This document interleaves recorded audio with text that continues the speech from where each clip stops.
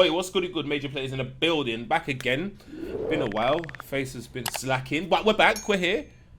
Sifu. IGN just dropped a first preview of Sifu, so we gotta check it out because, bro, you know me, bruh. You know me, bruh. Sifu pre-ordered already. So without further ado, run my intro.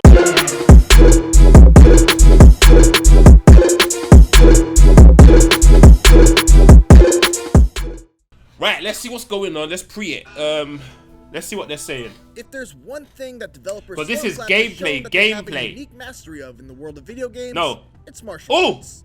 And if 2017's hand-to-hand combat-focused open-world RPG Absolver wasn't a convincing Absolver was a case, good game. I didn't get to play it properly, but it was a good game. Aims to prove that few do kung fu. Hear what he just said. Their upcoming beat 'em up. We had this conversation before about, is this a beat 'em up? And it is a beat 'em up.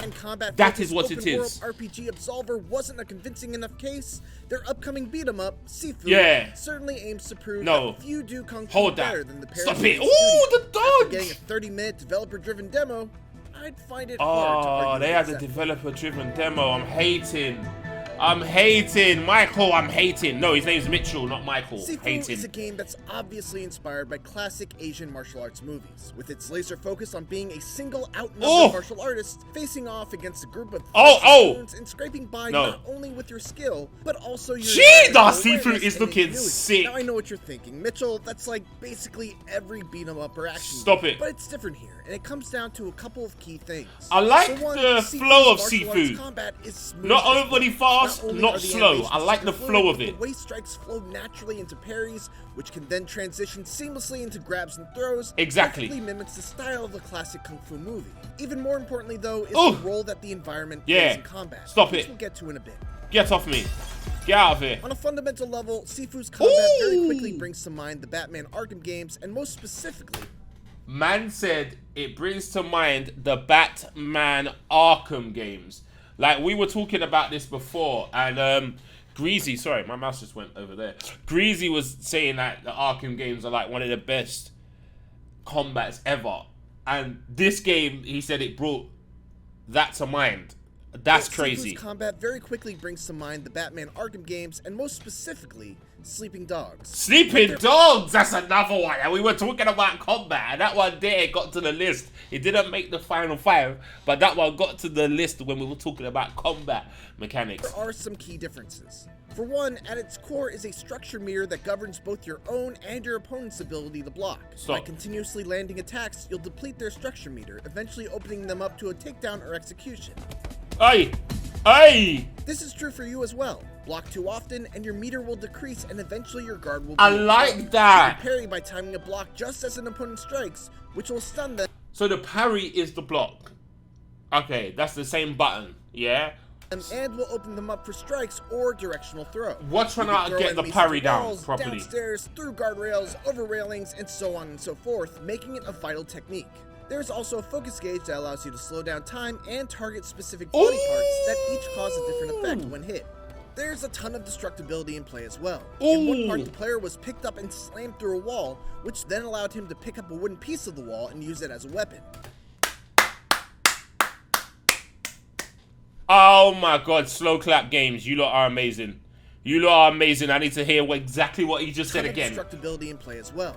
In one part, the player was picked up and slammed through a wall, which then allowed him to pick up a wooden piece of the wall and use it as a weapon. Can be picked up and thrown, and even objects on the floor like ottomans can be kicked towards enemies to knock them off their feet. I told you the environment's going to play a very big role in the game. Combat still managed to have a very improvised look to it, with the player having multiple options to deal with enemies at any time. What really struck me most about the combat, though, Get off! contextual. Look at the back attack, my guy. Look at the back attack, my guy. With the player having the back attack to deal with enemies at any time. What really struck me most about the combat was how contextual and reactive everything was. By positioning himself next to a counter and luring the enemy in, the player was able to dodge a strike and then slam the enemy's head into a counter for my god. Pieces of furniture will get destroyed as combatants get knocked through them, and bad guys will either surrender as you take out their friends, oh my god, even more dangerous when they're the last ones left. I saw a lot of fighting over the course of they'll the become demonstration, enraged. and yet every single scrap had a unique feel to it thanks to the unique placements of objects, hazards, Nah, and this how game the is player was sick. able to turn any bad situation around by using the environment to their advantage. The demonstration also touched briefly upon unlockable skills and upgrades, which can be purchased from shrines. Unlockable What's interesting skills! is that your upgrades and skills are lost upon death, which almost moves Sifu into a Roguelike. roguelike territory. Yeah, But I wouldn't roguelike. go that far, as the randomization elements that are key to the genre don't really seem to be present in Sifu. Oh! There is, however, that element of single-run progression versus permanent progression. Instead of spreading your points out and buying a bunch of skills, So and slightly a upgrading bit your current roguelike run, on there. you could instead opt to pool the points into one skill and work towards unlocking it as a permanent upgrade that persists on all future runs. Oh. It's an interesting choice, and I'm curious to see how else the roguelite elements man. Oh, that is very interesting. So what he said was, you can either spread your points or whatever across many different skills, which will allow them to be used in a particular run. But if you die, you will lose them. Or you can try and upgrade one skill at a time. When you get it to its maximum level, it will become permanent for every run. That is a very, very, very interesting route that they took to go down for this game for the skill set. Very interesting, and I really like it. No, I really like it. It's got a little bit of a roguelike feel, like he said in the whatever his preview. It's got a little bit of a roguelike feel, but that is wicked. I love roguelike elements being put into games. I love it. I think it makes games more interesting, and I think it gives the games lot more replay value. You know what? I'm really getting into roguelike games. I am really getting into them. Develop over the course of the game.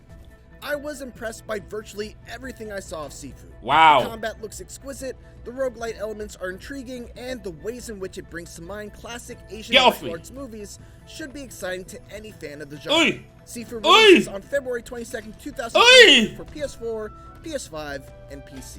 PS4, PS5, and For PC. more Sifu, make sure to check out the latest trailer. And for everything else, keep it here on IGN. No. Oh! No! No! You as well! This game looks amazing. This game looks amazing. Oh my god. I'm watching the end screen like, yeah, hold that. No. IGN. Yeah, big up IGN, because like we needed a preview of it. We needed it, especially due to there being a delay. We needed more on Sifu. I really love the roguelite element in that. I love it. I love the fact that you can either spread your points across bare different skills just to get through that run, and if you die, you lose it, or you can just keep upgrading that one skill, that one great skill that will benefit future runs even if you die. Oh, that is amazing. Listen, combat looks nice and fluid. It looks so fluid, bro. Yeah, it looks like you could do anything at any time. Anything cancels into anything. You know what I'm saying? Like, he could be doing his auto combo kick and punches, and then someone tries to hit him and it's just boom, dodge. You get me? Or someone trying to fight him and he hits the block button at the right time, because like he said before, the block button at the right time activates parry. Boom. Does his parry. Bro. Nah, slow clap games. Seriously? This is what we needed. This is part of the beat 'em up genre, and this is what we need.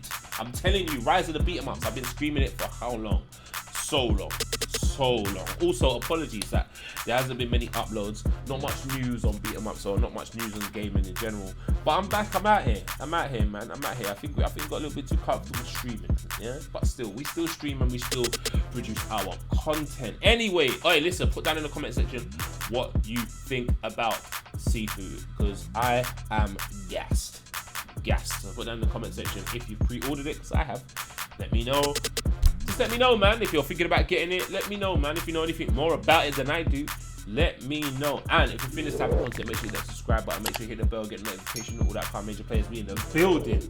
Anyway, my name is Face. That was Sifu, the first preview. It rhymes. And I'm signing